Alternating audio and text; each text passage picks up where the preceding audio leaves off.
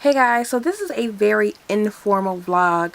The lighting sucks. I'm not crazy about it, but I just wanted to come on camera for a brief intro and outro for this Jigsaw reaction video that I am about to shoot.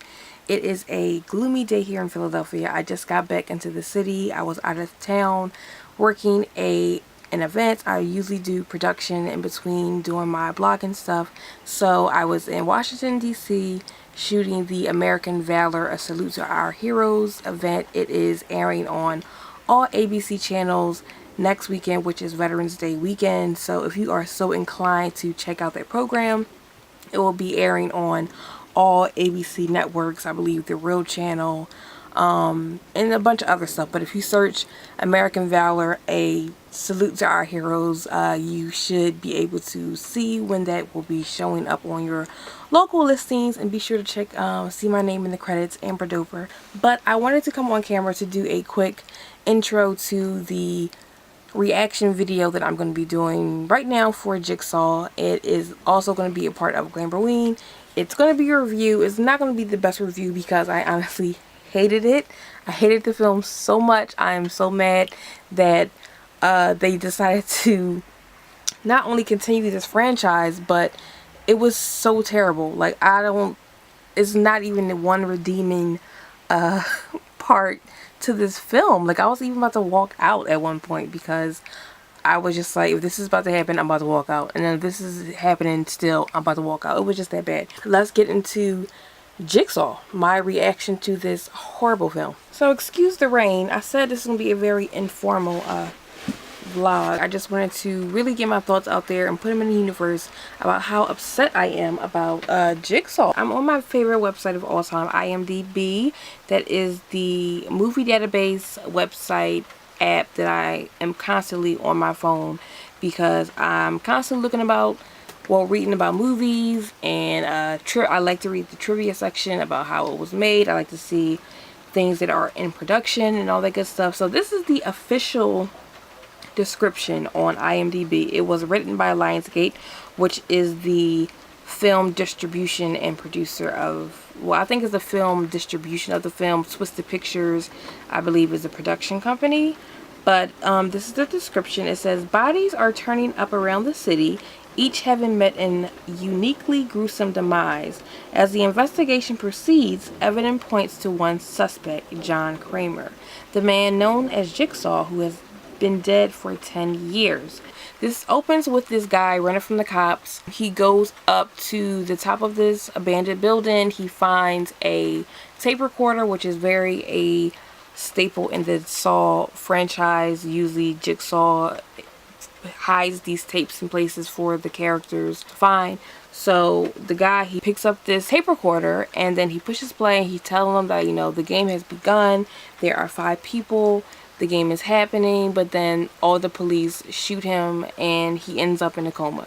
So that's where his character kind of lives for the majority of the film. He's in a coma. So then we go to a group of 5 people who are in this room. They wake up in a room. They have buckets on their heads, chains around their necks, and they are being pulled towards a wall with saw bits on it. If you have been a fan of the franchise, or if you've been paying attention, you know Jigsaw is a very literal person. So you have to listen to the things that he says when he's on a videotape, because a lot of times it's literally what you have to do, or what you literally have to pay attention to. It's going back and forth between what's happening in the game and then the police investigating these bodies who are popping up around the city. This film was very much giving me how Saw 2 was. And a lot of times, like, if you pay attention to this film, a lot of the games, even if it was Saw 2 versus Saw 4, everything was pretty much happening in the same time frame. Especially I think 3 and 4, it was like the game that was going on with the wife and Jeff, the wife who was the doctor, and they lost their kid, and the stuff that was going on with them. Simultaneously, it was happening with I forget his name, but Daniel's dad, and he was locked up on the, like, propped up, and his head got smashed in by ice. It was the same thing going on. Like, those 2 movies were like simultaneously happening at the same time. So that's something to keep in mind when going into this film. It was basically 2 stories two things happening at once, or you thought that it was, but it was like a time jump. So I mentioned Sawtooth earlier because it was like a time jump. You thought everything was happening at the same time, but in reality it wasn't. The first thing that made me want to walk out the theater was when Jigsaw appeared, and that is played by Tobin Bell. He's been Jigsaw, aka John Kramer, throughout the entire series. So when I saw him show up, because they were saying like, oh well, maybe Jigsaw really isn't dead, and they looked in his exhumed his body, and it was the guy from the beginning, the criminal that was running. He was in the coffin. So I was like, if John Kramer is really alive, like, I'm about to walk out this theater because this is so stupid. And next frame we see John Kramer with the last two people that were in the game, and I'm like, how is he alive when Jeff like slit his throat in the third film? So that was making no sense to me, but that should have been a clue already that this wasn't happening in real time. The next thing that made me want to walk out the theater was when everything was being unveiled about what was going on. So apparently this new guy, Logan Nelson, he was the guy that was the character, played by actor Matt Passmore. He apparently was supposed to be John's first victim, or the first person that he saved or tried to redeem. So he was basically the guy. Logan was mimicking the game that he was in 10 years later. Why? I don't know.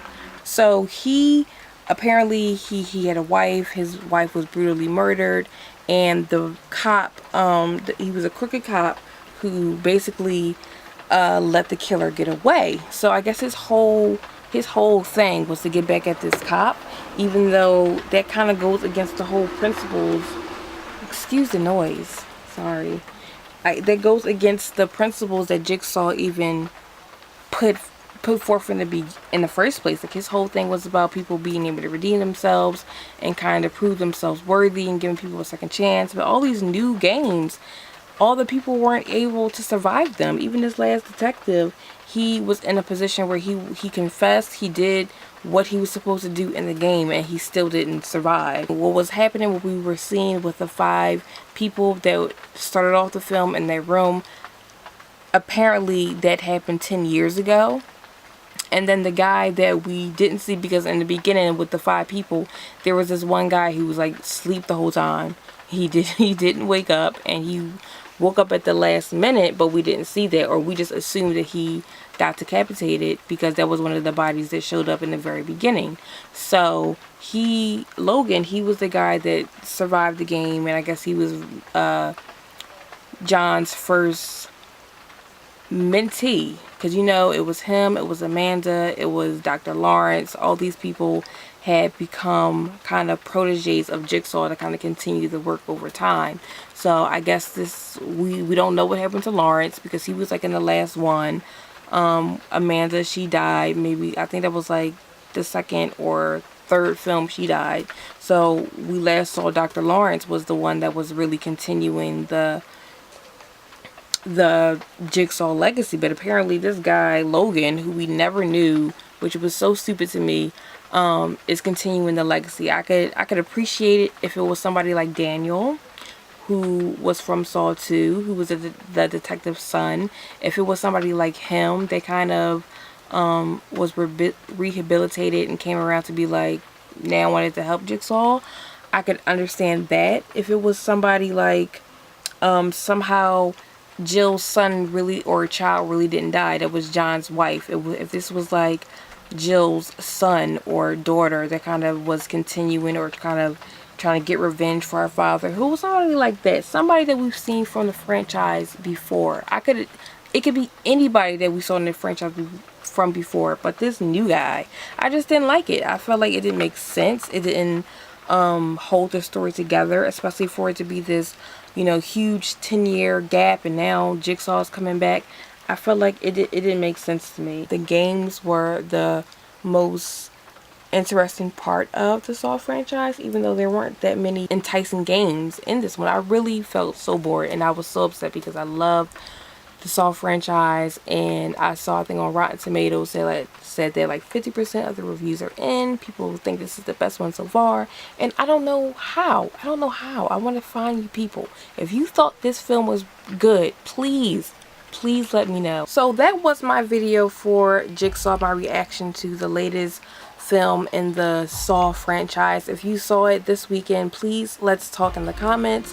Tell me if you hated it as much as I did, or if you liked it. Please tell me why. Explain to me why you enjoyed this film. I would love to know.